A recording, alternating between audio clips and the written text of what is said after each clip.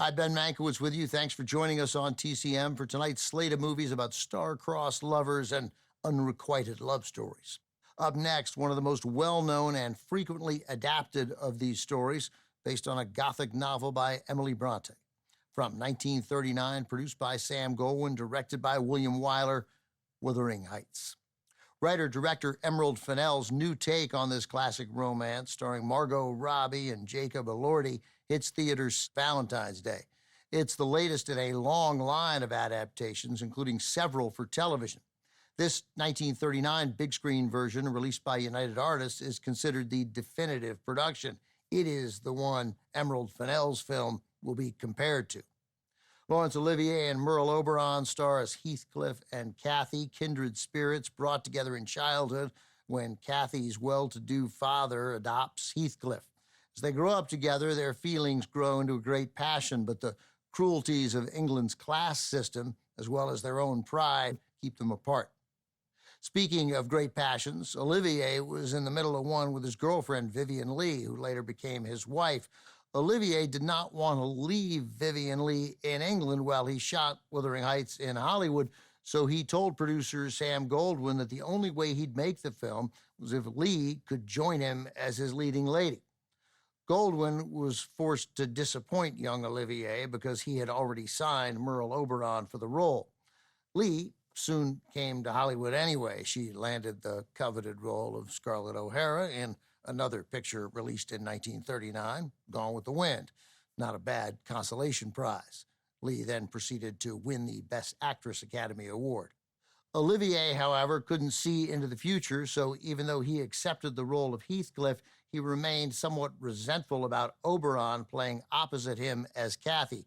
The co-stars did not have the best relationship when the cameras weren't rolling, but since we are talking about Laurence Olivier and Merle Oberon, their bond on screen feels strong and intense. Wuthering Heights earned 8 Oscar nominations, winning one for Greg Toland's black and white cinematography. For his performance, Olivier picked up the first of his 11 Oscar nominations.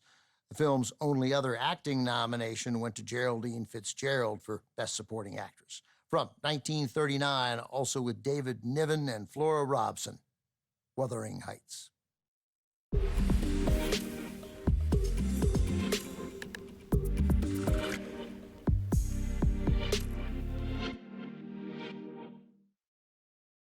As he always did, director William Wyler pushed his actors relentlessly while making Wuthering Heights, often demanding 30 or more takes for a single shot.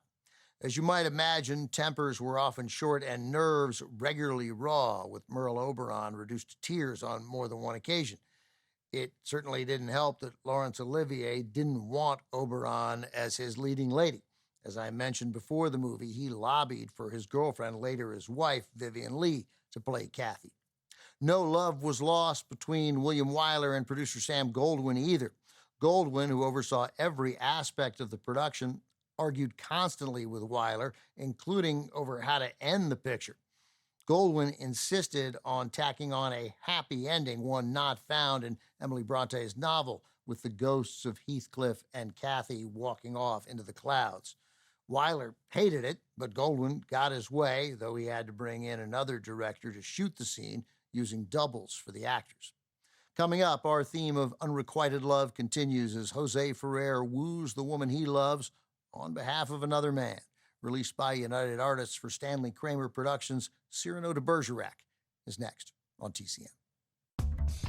Next on TCM, Cyrano de Bergerac, then Splendor in the Grass, and later Cabin in the Sky. Heaven is 31 Days of Oscar on TCM.